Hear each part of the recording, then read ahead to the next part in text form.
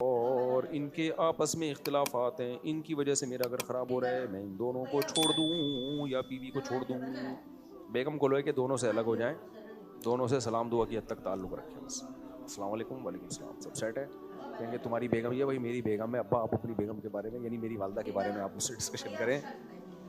ہاں میری بیگم آپ کے ساتھ ظلم زیادتی کر رہی ہے تو مجھے ضرور بتائیں, اس کو میں انشاءاللہ ٹھیک کرنے کی کوشش کروں گا. تو جہاں گھریلو مسائل چل رہے ہوں بیگم کو خاندان سے الگ رکھو. جوائنٹ فیملی میں رہنا بہت ساری برکتوں کا ذریعہ ہے, لیکن یہ برکتیں جب ہوتی ہیں جب دل بڑے ہوں, ایک دوسرے کو برداشت کرنا سیکھیں, ریلیشن بنانے کے لیے قربانی دینا جانتے ہوں. آج کل یہ قربانیاں مارکیٹ سے شارٹ, ریلیشن کے چکر میں جو تھوڑا سا ریلیشن ہے اس کا بھی بیڑا غرق ہو جاتا ہے. اس لیے میں تو بھائی اسی کا قائل ہوں, شادی کر کے بیگم کو الگ رکھو آپ, لیکن جو جوائنٹ میں رہ رہے ہیں اور خوشی سے رہ رہے ہیں وہ رہتے رہیں, وہ رہتے رہیں. دوسری بات یہ کہ جب کوئی بڑا ویژن آپ کے سامنے ہوتا ہے نا تو چھوٹے ویژن کو قربان کرنا پڑتا ہے. اب میں اپنی مثال دوں آپ کو, ہمارا ویژن ہے دنیا میں دین کی دعوت کا کام کرنا, تبلیغ کرنا, مسائل سے لوگوں کو آگاہ کرنا. یہ چھوٹا ویژن میرا خیال ہے نہیں ہے, بڑا ویژن ہے. اب میں اگر ساس بہو کے جھگڑوں کو بیٹھ کے گھر میں نمٹاتا رہوں میرا تو بیڑا غرق ہو جائے گا. اس لیے میں نے اصول بنایا ہوا ہے جو بیٹا شادی کرے گا نا گھر الگ لے کے دے, بہو وہاں آئے گی. مجھے نہیں خطرہ کہ میری بہو سے پھڈے ہوں گے, مجھے خطرہ یہ ہے کہ ساس بہوؤں کے ہوں گے. خطرہ یہ ہے یعنی ہمارے بچوں کی ماں اور ہمارے بچوں کی بیگم کا آپس میں پتہ نہیں ہے محبت والا ریلیشن ہو یا نہ ہو. کہاں آج کل ہوتا ہے, بہو آڑی ترشی نکل آئی, بہت کچھ خطرات ہوتے ہیں. تو اس لیے بھائی شروع سے ہی میرا اصول یہ ہے کہ یار اب یہ ٹینشنیں نہیں پالنی ہے ہم نے.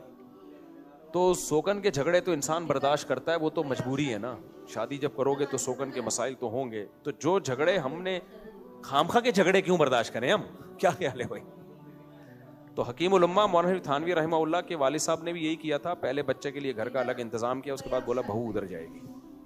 تو بہو ادھر گئی ہے جی, اچھا کوئی بات نہیں, تو بہو ادھر جائے گی ادھر نہیں آئے گی. کیونکہ وہ آدمی کا مائنڈ ہی اگر پیسفل نہ ہو تو انہی جھگڑوں میں گھر آئے, آج بہو نے یہ کہہ دیا, آج ساس نے یہ کہہ دیا, بٹھا کے. اور خواتین کے مسئلے کسی کا باپ نہیں حل کر سکتا. یہی فیصلہ کرنا مشکل ہوگا کہ ان میں غلطی کس کی ہے. آپ اس کی سنو گے آپ کو لگے گا وہ غلط ہے, اس کی سنو گے آپ کو لگے گا وہ غلط ہے, یہ صحیح ہے. پاگل ہو جاتا ہے آدمی اس میں. تو یار جس نے کوئی بڑا کام دنیا میں کرنا ہو وہ شادیاں تو کرنی ہے بچوں کی.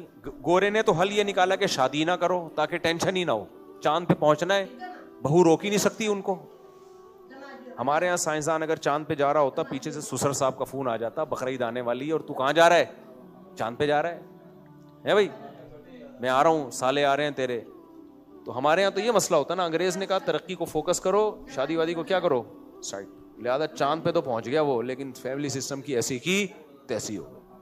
عجیب سا سیٹ اپ وجود میں آ گیا ہے, انڈیویجول لائف ہے ہر ایک کی. تو 2-4 آدمی چاند پہ پہنچ گئے, لیکن جو نہیں پہنچے ان بیچاروں کا کیا کر دیا, بھیڑا ہی غرق کر دیا. تو ہم کو تو چاند کے علاوہ بھی بہت سارے کام ہیں میرے بھائی. تو اس لیے ہم نے شادی تو کرنی ہے, لیکن اس کے جھگڑوں سے بچنے کے لیے ہم نے پہلے سے انتظام کرنا ہے کہ 2 خواتین کو آپس میں بیٹھنے ہی نہ دو. 2 خواتین ساس اور بہو ایسے جیسے اسرائیل اور فلسطینی, تو ان دونوں کو آپس میں بیٹھیں گے تو پھڈے ہوں گے. لہذا شروع سے ہی کیا رکھو بھائی الگ.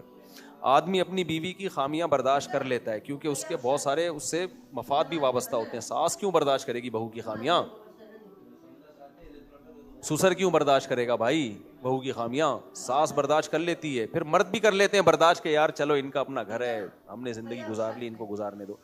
خواتین کے لیے بڑے مسئلے ہوتے ہیں, ان کا تھوڑا اللہ نے ان کو سمجھ بھی نسبتاً کم دی ہوتی ہے, سوائے ان خواتین کو جو میرا بیان سن رہی ہیں ان میں تو بہت زیادہ سمجھ ہے. خواتین کو یہ بول دو نا ان کی عقل مردوں سے کم ہوتی ہے, دماغ ایسے کمنٹس آتے ہیں نیگیٹو, مجھے لگتا ہے یوٹیوب میرا چینل ہی اڑا دے گا. تو اس لیے میں بار بار کہہ رہا ہوں, بہت سی خواتین آدمیوں سے زیادہ ذہین ہوتی ہیں, بہوؤں سے بہت محبت کرتی ہیں, بہوؤں کو اپنی بیٹیوں کی طرح پالتی ہیں.